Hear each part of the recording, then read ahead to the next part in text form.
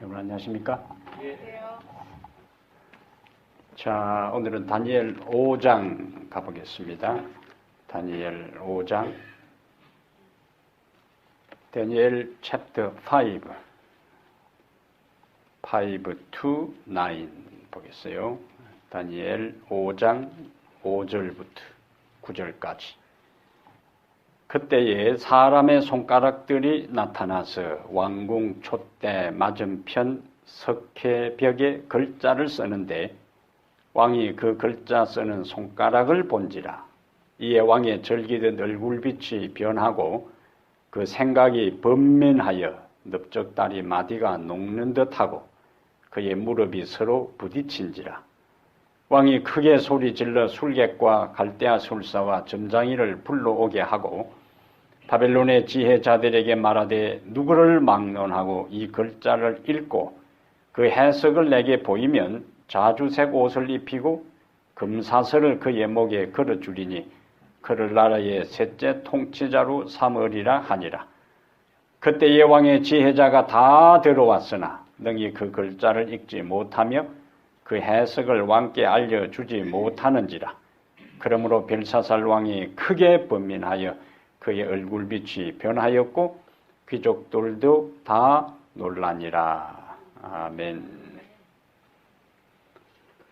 오늘 왕궁 석회벽에 기록된 심판의 글자를 좀 살펴보겠습니다. Letters written on the palace wall. 여기 하나님의 손가락이 나와요. 하나님의 손가락, the finger of God. 핑거 하는 게 생각이 나니까 주먹은 뭐라 하는가? 오물인 거 그렇게. 예? 손가락은 핑거고 주먹은 오물인 거 그렇게 한대. 갑자기 생각이 나. 옛날에 들은 이야기. 재밌어요. 가끔씩 하나씩 해드려야 되거든요. 여기 지금 벨사살이 주도한 이 하나님을 모독하는 주연, 환락이 극에 달하는 그때에, 그리고 모든 우상들을 여기 7절에 보면 술을 마시고 검은 구리 쇠 나무 돌로 만든 신들을 찬양하는 바로 그때에 5절에 사람의 손가락들이 나타나서 왕궁 맞은편 석회벽에 글자를 쓰는데 왕이 그 글자 쓰는 손가락을 본지라. 성경에 여러분들이 성경을 읽으면서 하나님의 손가락이 나타나는 장면들이 몇 군데 있어요. 하나님의 손가락이 나타나는 장면이 몇 군데 있는데 우선은 애굽에 셋째 재앙, 이 재앙이 나타났을 때, 이 재앙이 나타났을 때에 술사들이 뭐라고 하냐면은 이것은 하나님의 손가락에 의해서 나타나는 현상으로 이제 하나님의 손가락 거기 나타나 있어요. 출애굽기 8장 19절. 근데 출애굽기 31장 18절에는 이 똑같은 하나님의 손가락이 애굽에서는 재앙을 내리셨고 그 하나님의 손가락이 증거의 두 돌비에 십계명을 기록했어요. Ten Commandments. 두 돌비에 하나님께서 십계명을 기록하는데 그 손가락을 사용하셨습니다. 신약에 와서 누가복음 11장 20절에 예수님께서 귀신을 쫓아내는 장면이 나오는데 거기에 하나님의 손으로 난회주에 보면은 하나님의 손가락으로 귀신을 쫓아냈다. 요한복음 8장에는 가늠하다가 현장에 붙잡힌 여인들 앞에서 어려운 채 하는 그 서기관과 바리새인들의 거짓된 죄들, 그동안에 숨겨놓은 죄들을 땅바닥에다가 다 글을 쓰는 장면이 나와요.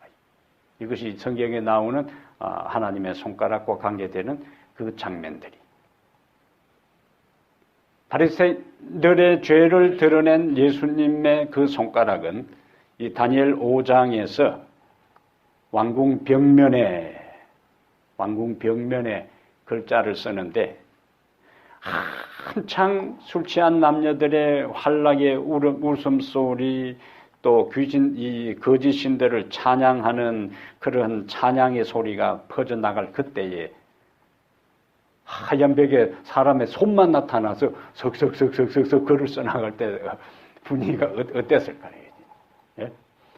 어떤 다른 존재도 없이 손만 나타나가지고 글자를 써나갈 때 처음에는 사람들이 한 번에 동시에 그걸 다 보지는 못했을 거예요. 얼핏 보니까 그 사람이 얼어붙었어. 옆에 사람, 이 사람이 왜 얼어붙어 보니까 옆에서 또 얼어붙어. 그러한 분위기가 샥 전체 모여 이제. 예? 왕까지도 이제 나중에 그 왕의 반응을 한번 보세요. 6절에 이에 왕의 절기던 얼굴빛이 변하고 이거는 사색이 되었다고 이제. 예? 얼굴이 완전히 이제 사색이 되고 그 생각이 번민하여 넓적다리 마디가 녹는듯 하고 그의 무릎이 서로 부딪힌지라. 어떤 장면이요? 이 아주 문학적인 표현. 이렇게 된 거예요. 이제. 완전히 공포에 사로잡힌 그런 장면이잖아요. 몸을 가누지도 못하고 휘청거리는 그러면서 그 손에 그 모든 그 환락의 자취를 앞에서 주도해 나가면서 술잔을 들고 있던 그 술잔이 자기도 모르게 떨어지고 공포에 질려서 얼굴이 사색이 된 그 장면이 6절에 나오는 겁니다. 왕은 그 글자의 뜻은 모르지만은 분위기상 뭔가 팍 느껴오는 그 자체가 뭡니까? 이거는 길조가 아니고 길조가 아니고 흉조라는 것을 이제 안 거예요. 그러니까 7절에 왕이 크게 소리질러 술객과 갈대아 술사와 점장이를 불러오게 하고 바벨론의 지혜자들에게 말하되 누구를 막론하고 이 글자를 읽고 그 해석을 내게 보이면 자주색 옷을 입히고 금사슬을 그의 목에 걸어주리니 그를 나라의 셋째 통치자로 삼으리라 하니라. 그날 밤 왕은 뭐 다른 하나님의 다른 임재의 어떤 그 모습이 나타난 것도 아니에요. 단지 손가락이 나타나서 글자 몇 자 쓴 거예요. 그랬는데도 그 잔치에 참여한 1000여 명의 그 고관 대작들이 완전히 공포에 사로잡혔다. 그러한 장면들을 우리가 보면서 어떤 생각이 들어요? 왕이고 당대 세계 최고 나라의 왕을 보좌하는 최고의 바벨론의 그 지도자들이 다 모였는데 그들이 공포에 사로잡히고 그 잔치가 완전히 파장 분위기를 나게 한 그것은 다른 어떤 외부적인 큰 것도 아니고 벽에 손가락이 나타나서 글자 몇 개 썼다. 뭘 우리에게 시사해 줄까요? 이런 장면은. 하나님의 엄숙한 심판이 하나님의 임재가 하나님께서 자기 자신을 다 드러내지도 않고 그냥 손 나타나서 글자 몇 개 써도 당대 최고의 나라의 지도자들이 완전히 공포에 사로잡혔다면 인간들 앞에서 하나님이 자기 자신을 조금만 더 부분적으로 노출시켜도 그 영광과 그 위엄과 그 권세와 앞에 어느 인간이 견딜 수 있겠냐 그겠죠. 이것이 인간과 하나님의 차이입니다. 인간과 하나님의 차이예요. 그 장면을 우리가 여기서 볼 수 있어요. 근데 엘리야가 그가 기도해요. 엘리야가 이제 갈멜산에서 거짓 선지자들과 일단 대결을 벌이고 난 다음에 불로서 응답하는 신이 참신이다. 하나님께서 불로 응답을 했어요. 그리고는 이제 백성들과 약속한 대로 거짓 선지자들을 다 제거하고 백성들이 하나님께로 돌아오면은 3년 반 동안 비 오지 않았던 이 나라에 이제 비가 내릴 것이라고 이제 이야기를 하고 그가 가서 기도합니다. 몇 번까지 기도해요? 몇 번까지? 한 번 더 물으니까 자신이 없어지죠. 예, 7번까지 기도하잖아요. 예? 6번째까지 기도해도 아무런 조짐이 없었어. 근데 7번째 기도할 때에 종이 지중해 쪽을 바라보니까 사람의 손바닥만한 검은 구름이 나타나는 걸 보고 엘리야는 됐다 하고는 아하방에 가가지고 큰 비의 소리가 난다 그렇게 한 거예요. 그럼 엘리야는 그 지중해 쪽에 있는 사람의 손바닥만한 구름을 보고 뭘 깨달은 거예요? 그 손바닥을 보고 긍정적으로 이제 3년 반 동안의 모든 가뭄이 끝나고 비로소 하나님께서 이 나라를 다시 살리기 위해서 비를 내릴 것이라 하는 것을 그 손바닥만한 구름을 보고 그것을 깨달았어요. 그건 긍정적인 면의 깨달음이요. 그런데 이 왕은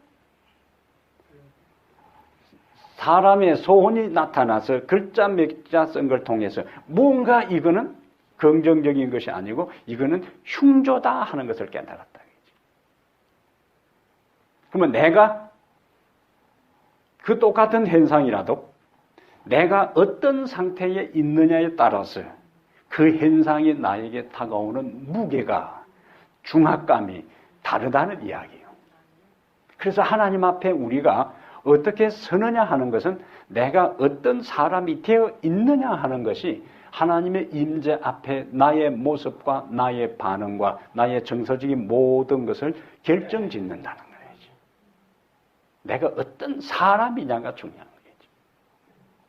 동일한 하나님의 임재 앞에서 어떤 사람은 공포에 질리고 어떤 사람은 그 하나님을 환영하고 맞이하고 경배하는 거예요. 그래서 이사야 25장 8절 9절에는 우리가 그를 기다렸으니 우리가 그를 맞이한다고 나오고 요한계시록 6장 15절부터 16절로 산과 바위가 우리 위에 떨어져 어린 양의 진노에서 우리를 가리우라. 그의 진노의 큰 날이 이랬으니 누가 그 앞에 능히 서리요. 그렇게 나오죠. 똑같은 하나님의 임재 앞에 한쪽에는 공포에 질려서 그것을 감당하지 못하고 산과 바위에 차라리 우리를 죽여달라는 그 공포에 사로잡힌 모습이고 한쪽에는 달려나가는 모습은 내가 어떤 사람이냐에 따른 지난주에 설교한 것처럼 그때 서는 그것이 그때 결정되는 것이 아니고 그 사람의 모습은 평소에 하루하루의 나의 삶의 모습이 그날 하나님 앞에 설 때 내 모습을 결정짓는 거예요. 그날 결정되는 것이 아니라 그동안의 삶의 모든 총체적 모습이 그날 하나님 앞에 내 모습을 결정하니까 하루하루가 데일리 익스피리언스가 굉장히 중요하다는 거죠. 매일매일의 우리의 영적 경험이 그날 나의 운명을 결정하는 겁니다. 벨사살의 여기 이와 같은 두려움들은 결국에 자기도 모르게 그 손가락을 보는 순간에 내가 이 잔치에서 잘한 것이 아니고 잘못했다는 것을 본능적으로 벌써 느낀 거예요. 본능적으로. 누가 뭐 이야기해 주지도 않았지만은 본능적으로 그 상황에서 이제 느낀 거예요. 그래서 영어 표현에 이런 말이 있어요. The man in sin is afraid of anything unknown. 죄 짓고 사는 사람은 미지의 모든 것에 두려워한다. 오랫동안 수배를 피해서 도망다니는 사람이 제 발로 경찰서에 자수를 했어요. 아주 그 중요한 인물인데 계속 경찰의 추적을 따돌리고 도망다니는 사람이 자기 발로 찾아왔어.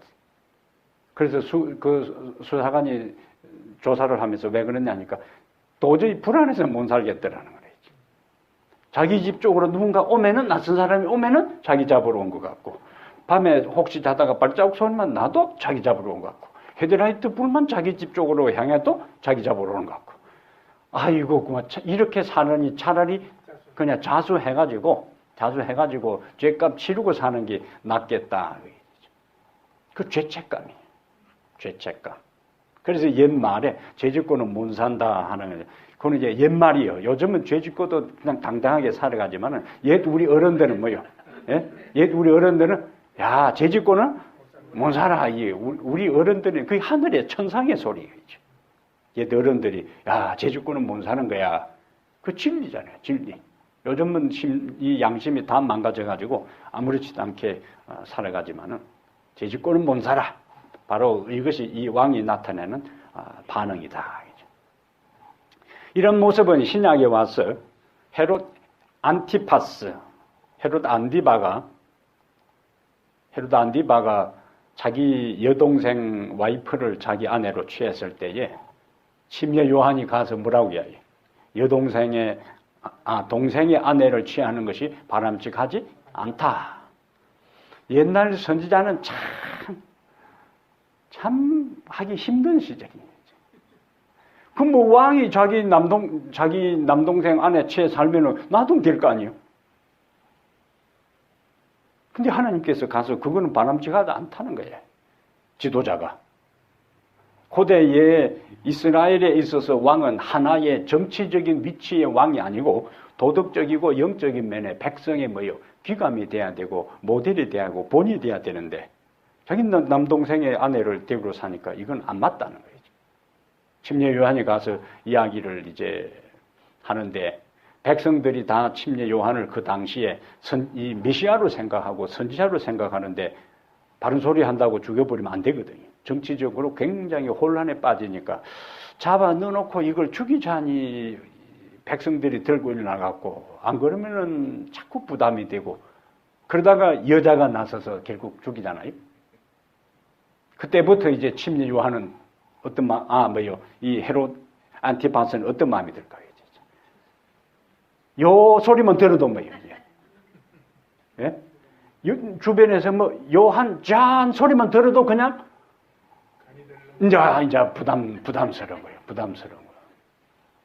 그래서 예수님께서 이제 본격적으로 활동을 해나갈 때 주변 사람들이 예수님에 대한 소문이 이제 이 헤롯 안티파스까지도 갔을 때에 헤롯이 뭐라고 이야기하냐면 이는 이 마태복음 14장 1절 2절에 이는 침례 요한이 죽은 자 가운데서 살아났으니 이런 권능이 그에게서 운동한다.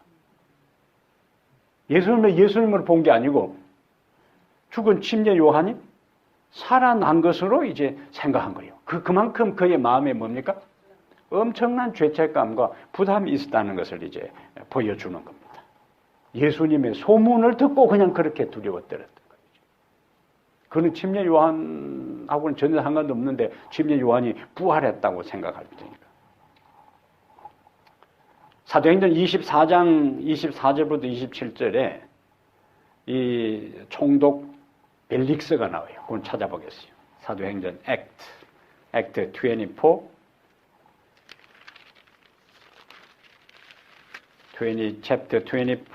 24 to 27. 사도행전 24장 24절부터요. 누가 나와요? 벨릭스. 가버너 벨릭스가 나옵니다. 수일 후에 벨릭스가 그 안에 유대 여자 드루실라와 함께 와서 여기는 자기 여동생이에요. 여동생. 그 안에 유대 여자 드루실라와 함께 와서 여기도 엉망진창이요. 바울을 불러 그리스도 예수 믿는 도를 듣거늘. 자 25절에 바울이 뭘 이야기를 해요? 의와 절제와 그 다음에 뭘 이야기해요? 장차 오는 심판을 강론하니 벨릭스가 뭐 했어? 두려워하여 대답하되. 그러면은 원래 순서는 어떻게 돼야 맞는 거예요? 의와 절제와 장차 오는 심판을 강론하니 벨릭스가 두려워하여 대답하되 내가 회개하노라 나를 위해서 기도해 주시오. 이래야 맞는데 두려워하여 대답하되 시방은 지금은 가라. 내가 틈이 있으면 너를 부르리라 하고. 동시에 이 사람 반응을 보세요. 26절에 동시에 또 바울에게서 돈을 받을까 바라는 거로 더 자주 불러 같이 이야기하더라. 개인적으로 불러서는 뭐라고 이야기했겠어요? 나는 당신을 내보낼 수 있도록 내가 좀 조처를 취해 줄 테니까 가져오라는 거예요. 예? 그러니까 더 자주 불러. 이 양반 제정신이 아니지. 예? 더 자주 불러 같이 이야기하는. 이 사람 머릿속에 오로지 뭐만 있는 거예요? 돈. 예? 돈 하다 보면은 돌아버린다 그래요. 예? 진짜 돌아버린다는 게 이제 돈 하다 보면 진짜 돈다는 거예요. 27절에 이태가 지난 후 보르기오 베스도가 벨릭스의 소임을 이어받으니 벨릭스가 유대인의 마음을 얻고자 하여 바울을 구류하여 두니라. 그럼 벨릭스는 2년 후에 로마로 소환당합니다. 총독 지위에서 파면돼요. 그리고는 그동안에 총독을 하면서 이 바울한테서 무슨 돈 나올 거라고, 예? 보면 알잖아요. 이 사람 해가지고 돈이 나올까 안 나올 보면 아는데 어쨌든 틀어서 좀 몇 푼이라도 건지려고 그걸 개인적으로 불러다가 돈을 좀 받고 할 정도니까 나머지 사람들은 돈을 얼마나 총독하면서 챙겼겠어요. 그거 총독은 파면되었지만은 로마 정부에서 네로가 돈은 빼앗지 않고 총독 직위에만 해제했어요. 그리고는 로마로 소환했습니다. 그리고는 자기 아내와 아들과 더불어 로마로 가서 당시 이 돈 많은 사람들이 사는 휴양지 베스비우스 화산 근처에 있는 폼페이 근처에 가서 자기랑 아기자기 살면 이제, 예? 자기랑 아기자기하게 산 거요. 돈 그동안 많이 모았고 그 가서 별장 짓고. 근데 서기 79년 베스비우스 화산이 폭발할 때 그와 함께 최후를 마친 것으로 나와요. 그럼 이 사람은 바울이 의와 절제와 장차오는 심판을 강론할 때 두려워하여 회개하는 대신에 뭐예요? 시방은 가라. 내가 틈이 있으면 너를 부리라 했는데 그에게 두 번 다시 기회가 없었습니다. 하나님께서 우리에게 깨우치고 우리에게 말씀하시고 우리에게 회개를 호소하고 우리가 돌이키도록 하고 우리가 영적으로 새롭게 마음을 추스리고 내 삶을 재점검할 수 있는 것은 계속적으로 하나님의 음성이 들리는 게 아닙니다. 언젠가는 그 음성이 침묵할 때가 있어요. 그리고 내가 전혀 생각지도 못하고 예상치도 못하고 뜻밖의 일들이 내 인생에 일어나서 하나님께서 반복해서 나에게 돌이키라고 회개한 음성에 반응하지 아니한 것으로 인해서 내 인생이 파멸적으로 비극적으로 끝나버리는 겁니다. 벨릭스의 이야기는 우리에게 시사하는 바가 많습니다. 우리에게 항상 뭐요? 기회가 있는 것이 아니라는 거예요. 그러나 뭐요? 시방은 가라. 지금은 가라. 내가 틈 있으면 너를 부르리라. 그가 다시 바울을 부르기는 불렀는데 회개하고 말씀을 듣기 위해서 부른 것이 아니라 이때는 돈 뜯어내려고 표현을 쓰는 거예요. 틈이 있으면 너를 부르리라 했는데 그 다음에 뭐요? 계속 불렀어요. 그의 관심은 진리와 의와 회개와 하나님의 진리 앞에 자기가 어떻게 살아야 될 것에 대한 것들이 없었다. 여기 두려웠다 할 때에 엘렌 지 화이트는 사도행적 425페이지에 이렇게 설명을 해요. 벨릭스는 이 진리에 대하여 전에 들어본 일이 전혀 없었으며 하나님의 성령께서 그의 마음에 죄를 깨닫게 하실 때 깊은 감동을 받았다.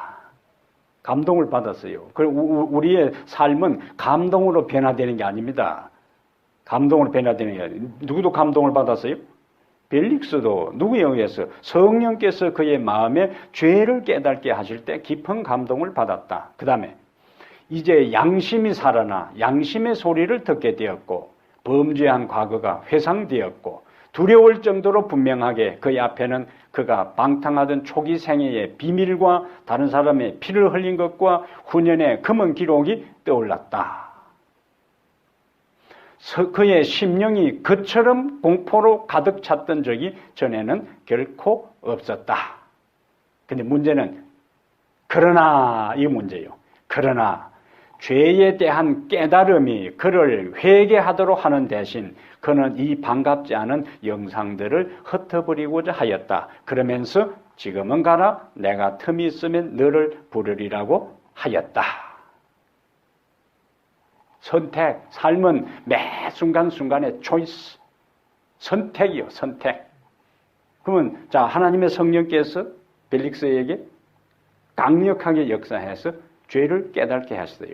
과거의 모든 검은 기록들, 피 흘린 죄들, 음탕하고 탐욕스럽고 다른 사람의 재물을 약탈한 수많은 죄들을 그 순간에 의와 절제와 장차오는 심판을 강론할 때 그의 눈앞에 파노라마처럼 그것이 싹 지나간 거예요. 엄청난 죄책감을 느낀 거예요.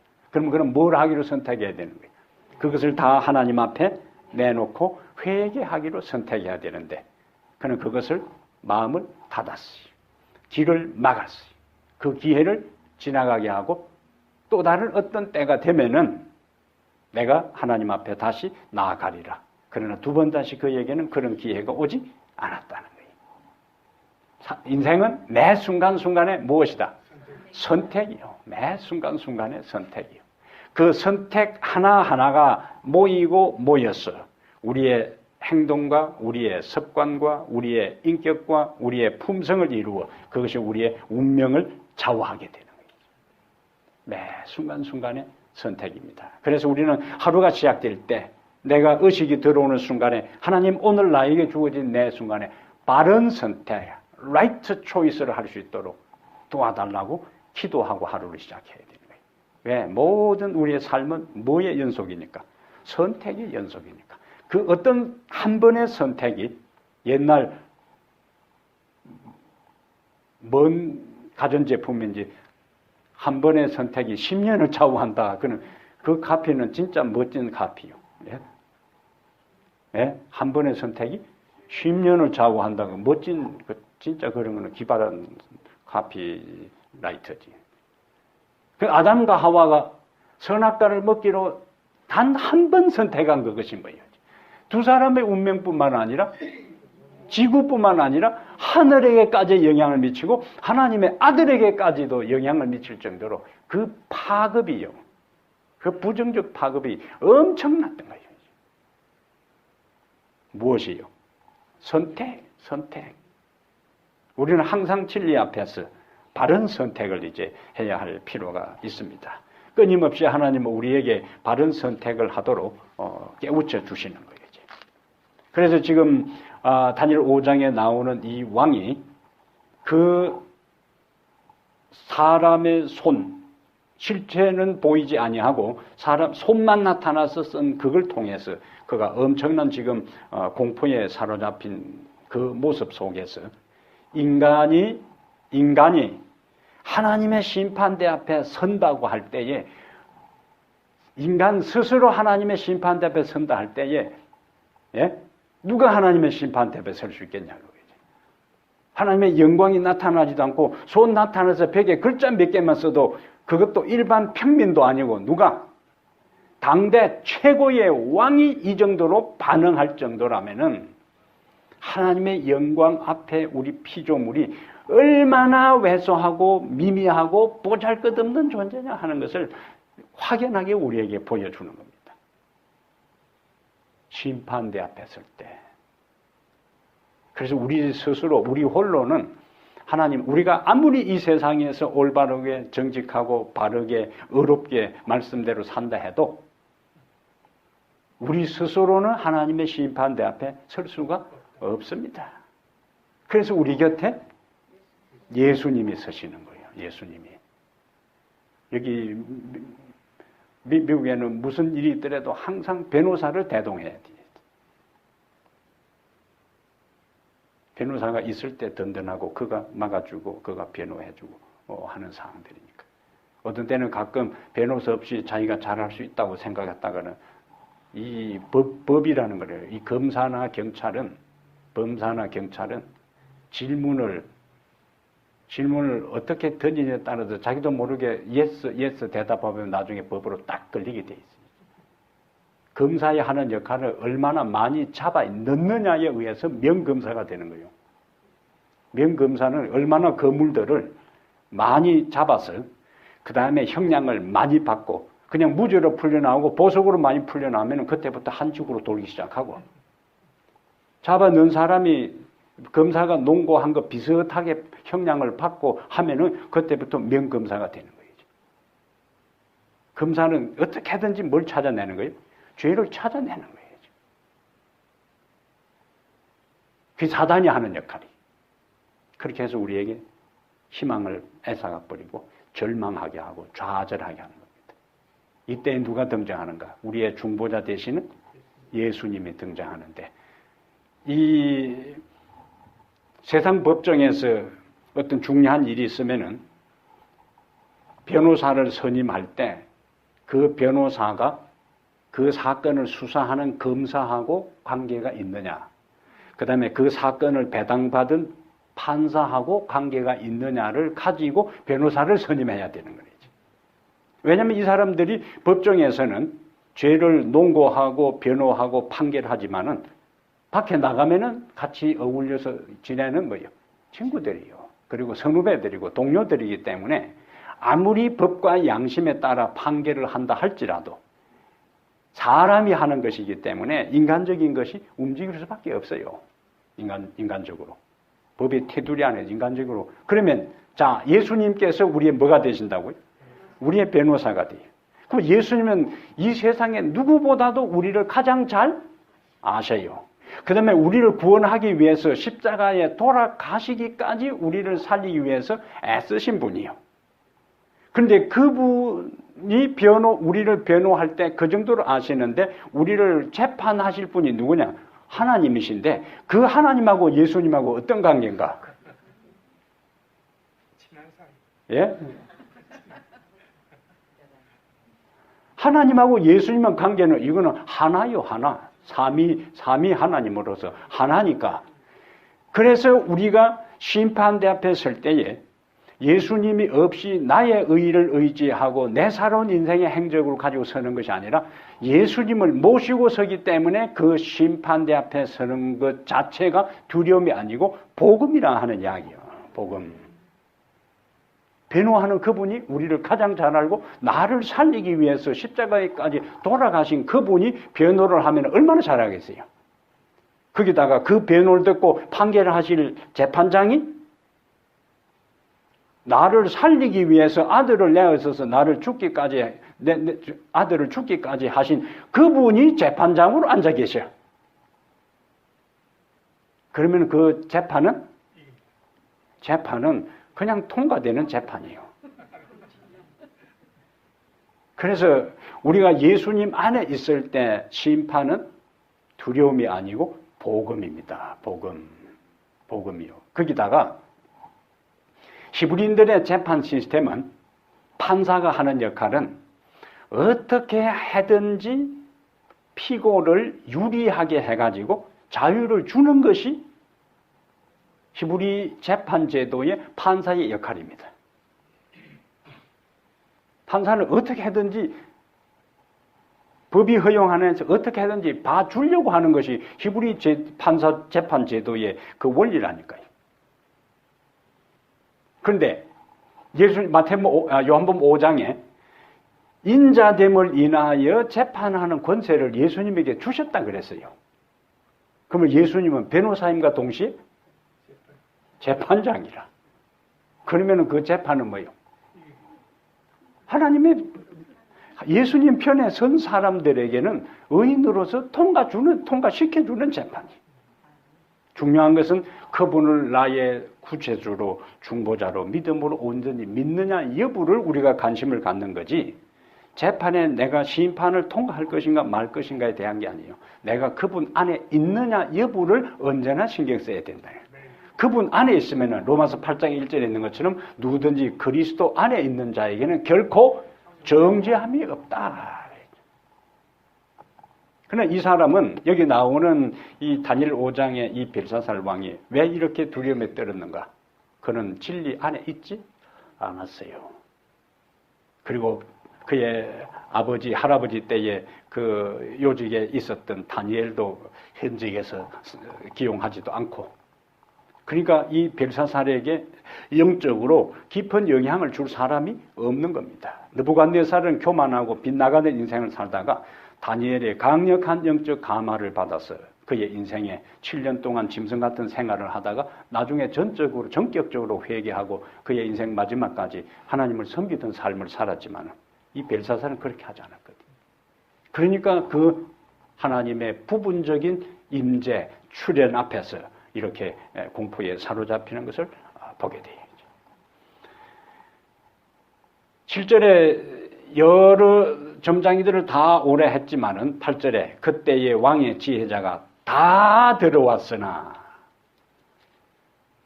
그 글자를 읽지도 못하며 그 해석을 왕께 알려주지 못하는지라. 그러므로 벨사살 왕이 크게 범민하여 그의 얼굴빛이 변하였고 귀족들도 다 놀라니라.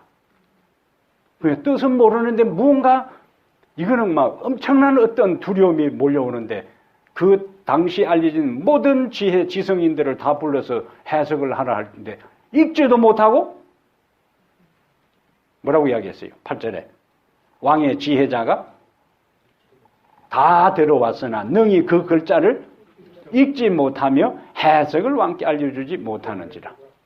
근데 여러분 그 분위기에 왕이 불렀어요. 와보니까 왕이 완전히 사색이 되어 있는데 떠덩거리면서 저러는데 들어온 사람들이 제정신이 들겠냐 그거예요. 이제. 예? 그 분위기에서 그 글자가 제대로 눈에 들어오겠어요? 이거는 메소포타미아 지역에 사용했던 아람어로 단순하게 기록된 글자지만은 지금은 읽을 상황이 안 되는 거예요. 이게. 완전히 딱 들어보니까 막 이 얼음장처럼 냉기가 감돌면서 공포 분위기가 엄습했는데 왕이 덜덜덜덜 떨면서 해석하라고 하는데 그 사람들도 보다가 덜덜덜 떨리지 맨정신으로 그걸 읽고 이렇습니다 할 상황이 아니라는 거예요. 그들도 덩달아 그 분위기에 압도당해버리지요. 설령 어떤 분위기에 압도당하면요 아는 것도 그냥 아무 생각 머리가 뭐예요? 하얘져 버리지. 지금 상황에 평소에 이 사람들이 그 글자를 안다 해도 그 분위기에 머리가 하얘가지고는 아무 생각도 안 하고 그들도 덩달아서 입을 덜덜 떨면서 그냥 그런 상황이에요. 그리고 왕 앞에서 왕이 지금 공포에 질려 있는데 왕이 조금만 잘못하면 자기들 목이 날아가는데 벌벌벌 떨면서 그걸 명확하지 않은 설명을 하겠어요? 차라리 모른다고 하는 게 낫지. 요 분위기가 8절에 그걸 나타냅니다. 그래서 이제 왕이 그래도 이놈들을 불러다가 해놓으면은 그 뜻을 좀 설명해 줄 줄 알았는데 읽지도 못하고 자기들이 또 덩달아 벌벌벌 떨면서 그냥 서 있으니까 왕이 크게 번민하여 9절에 그의 얼굴빛이 변하였고 귀족들도 다 놀라니라. 하나님께서 기록한 그 글자를 인간들이 어떻게 읽을 수 있으며 어떻게 그 본래의 의미를 해석할 수가 있겠느냐 그거라. 그래서 오직 하나님의 사람만이 the man of God만이 하나님의 말씀 the word of God을 뭐 할 수 있는가 해석하고 이해할 수가 있습니다. 그래서 고린도전서 1장 21절에 이 세상이 자기 지혜로 하나님을 알지 못하고 고린도전서 2장 13절에는 신령한 일은 신령한 것으로 분별하는 것이니라. 이때에 10절에 왕비가 왕과 그 귀족들의 말로 말미암아 잔치하는 궁에 들어왔더니 여기 왕비가 나오는데 여기 왕비라고 번역된 원래 단어는 왕비도 되고 그 다음에 왕의 어머니도 되고 왕의 할머니도 되는 겁니다. 근데 여기에 왕비가 바로 등장한 것 자체는 고대에 관습하고 안 맞아요. 왜냐면 우리가 에스더서 4장 11절 16절을 보면은 에스더가 왕이 부르기 전에는 왕 앞에 가지 못했는데 여기는 왕비가 바로 들어오는 걸로 나오잖아요. 그러니까 여기에는 그리고 앞에 보면은 왕비들이 앞에 3절에 5장 3절에 이에 예루살렘 하나님의 전 성소 탈취한 은금 그릇을 가져오매 왕이 그 귀족들과 왕후들과 후궁들과 더불어 그것으로 마시더라. 이미 왕비는 잔치에 들어와 있어요. 그러니까 이때 등장한 왕비는 태후 왕의 어머니일 가능성이 많습니다. 고대에 그 왕비는 왕이 호출해야만 나갈 수 있지만은 왕의 어머니는 좀 더 자유스럽게 왕 앞에 나아갈 수가 있었다 그래요. 그러니까 여기 왕비가 이제 들어오죠. 자, 11절. 왕의 나라에 거룩한 신들의 영이 있는 사람이 있으니, 곧 왕의 부친 때에, 여기 부친도 바로 친아버지가 아니고 조상, 그 아버지도 되고 할아버지도 되고 조상도 되는 그 용어예요. 왕의 나라에 거룩한 신들의 영이 있는 사람이 있으니 곧 왕의 부친 때에 있던 자로서 명철과 총명과 지혜가 신들의 지혜와 같은 자니다. 왕의 부친 느부갓네살 왕이 그를 세워 박수와 술객과 갈대아 술사와 전장의 어른을 삼으셨으니 왕이 빌드사사를 이름하는 이 다니엘은 마음이 민첩하고 지식과 총명이 있어 능히 꿈을 해석하며 은밀한 말을 밝히며 의문을 풀 수 있었나이다. 이제 다니엘을 부르소서. 그리하시면 그가 그 해석을 알려드리이다. 인간 지혜의 한계에서 The Limitation of Human Wisdom에서 이제는 Spiritual Person이 등장합니다. 영적인 사람이 이제 등장하는 거예요. 그가 누구냐? 영이, 신들, 11절에 신들의 영이 있는 사람. 하나님의 영의 사람, 여기 신들의 영이라는 것은 다신사상에 익숙한 그들의 표현이에요. 이들은 다 다양한 신들을 섬기니까. 그러니까 이것은 하나님의 영에 사로잡힌 사람. 자, 요셉이 왕의 꿈을 해석해 주었을 때에 애굽의 왕이 뭐라고 불러요? 우리가 이같이 하나님의 영에 사로잡힌 사람을 어떻게 구할 수 있으랴?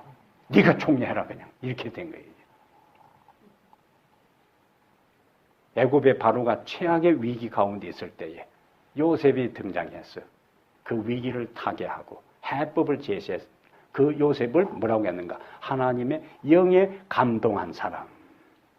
여기에 등장하는 다니엘을 표현할 때도 그 왕후가 뭐라고 이야기해요? 하나님의 신들의 영이 있는 사람이기 때문에 위기를 타개할 수 있을 것이다. 그래서 다른 사람들이 어쩔 줄 모르고 공포에 사로잡혀 있고 해법을 찾지 못하고 우왕좌왕하고 갈팡질팡하고 할 때에 누구만이 그들에게 희망이 될 수 있는가? 하나님의 영에 사로잡힌 사람은 그들에게 희망을 제시할 수가 있는 거예요. 이제 희망을. 역사가 위기에 처하고 사람들이 어떻게 살아야 되고 무엇을 위해 살아야 되고 어디로 가야 할지 모르는 그때에 누가 그들에게 이렇게 살아야 되고 여기로 가면 된다고 할 수 있는가? 하나님의 영에 사로잡힌 사람이 그렇게 될 수 있습니다.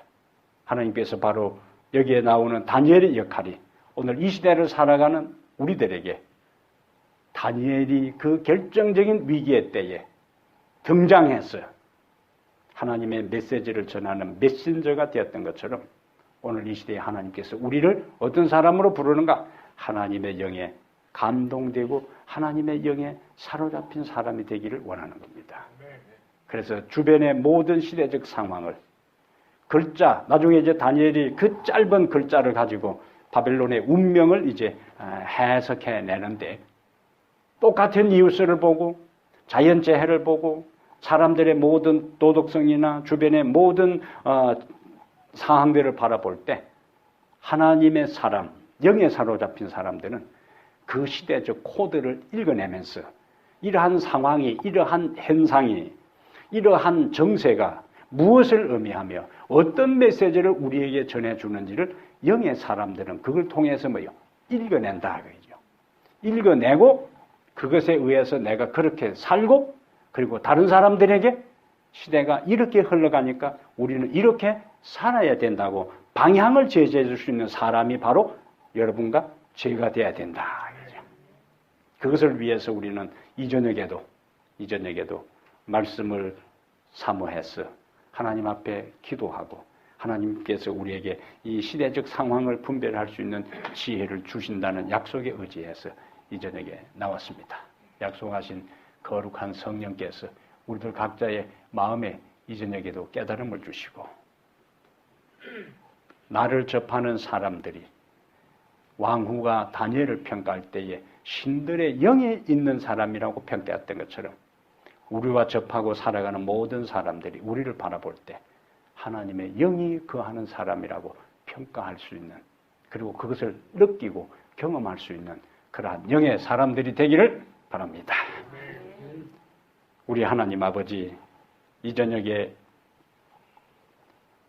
바벨론의 혼란한 잔치 가운데서 우리 하나님께서 손으로 글자 몇 글자 잠깐 써도 당대 최고의 왕과 그 왕을 보호자하는 최고의 권력자들이 사시나무 들듯이 공포에 사로잡힌 심판의 전경을 보았습니다. 이러한 모든 것은 이 역사의 마지막에 이 세상에서 아무리 잘 나가고 아무리 똑똑하고 권세가 있고 명예가 있고 부요하고 지혜가 있는 사람이라 할지라도 그들이 진리 안에 있지 않을 때, 그들이 예수 그리스도를 진정으로 믿지 않고 살아갈 때에 심판정에서 어떤 모습이 연출될지를 우리에게 미리 보여주시니 감사합니다. 우리 하나님, 지금 자유로운 때에, 지금 우리에게 기회가 주어졌을 때에 주님 편에 서게 하여 주시옵소서.